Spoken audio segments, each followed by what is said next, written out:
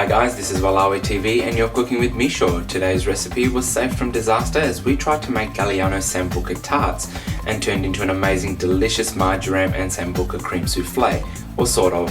So this is the ingredients that we actually used, and I'll show you what actually happened to our recipe at the end. 1.5 cups of plain flour. It doesn't need to be sifted at this point.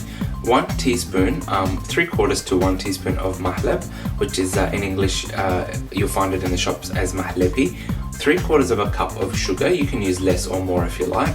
175 grams of unsalted butter, melted. So to melt the batter a lot easier, you just cut them into smaller pieces and then put them in the microwave for about 40 seconds. Now here we have about 1/2 teaspoon of marjoram spice. It's fresh marjoram, we've dried it and then we've ground it up, and we've used about 1/2 teaspoon of marjoram. This is cardamom, which we actually showed you before in our Lebanese coffee recipe. 1/2 teaspoon to 1/3 of a teaspoon, depending on how you like it. 1 teaspoon or 2 teaspoons of vanilla. It just depends on the taste that you want. If you want more flavor of the spice, add more spice. If you want more vanilla, add more vanilla. With the blend, with the mix, all of that, put it into your blender and mix it up until you get a dough consistency to make a crust. So we're trying to make a tart crust here, and the mistakes we made here is that we didn't actually roll it out when we went to put it into the muffin trays.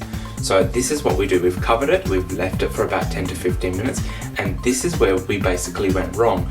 Because I couldn't judge the thickness of the dough while I was putting it into the trays, I just kept adding more dough and more dough because it just felt like I was touching the bottom of the muffin tray, and then I just kept adding and adding and adding. So I've poked it with fork, and then what happened is after I baked it, this is basically what happened.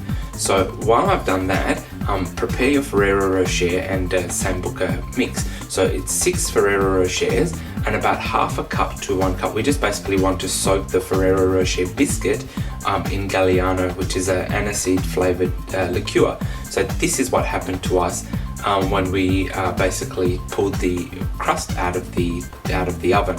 They were very thick, and there's no way I could fit anything in there without overflowing or even making a cream tart. So what I've done is I've gotten some glass bowls. I've broken up all the biscuit into the bottom to make some sort of biscuit base, but I've left them chunky and let them come out a little bit halfway.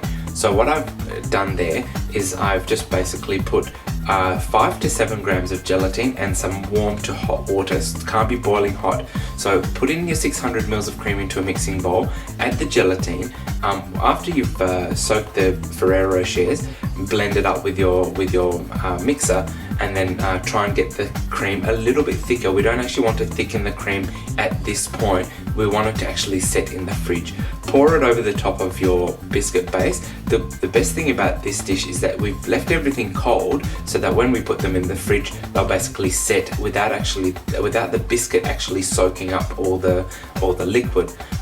Crunchy biscuit, soft to medium hard cream with the Ferrero Rocher, Sambuca and marjoram flavor. This flavor is amazing. It looks a little bit weird, but it just tastes delicious. This is WalaoehTV and you're cooking with Micho. See you next time.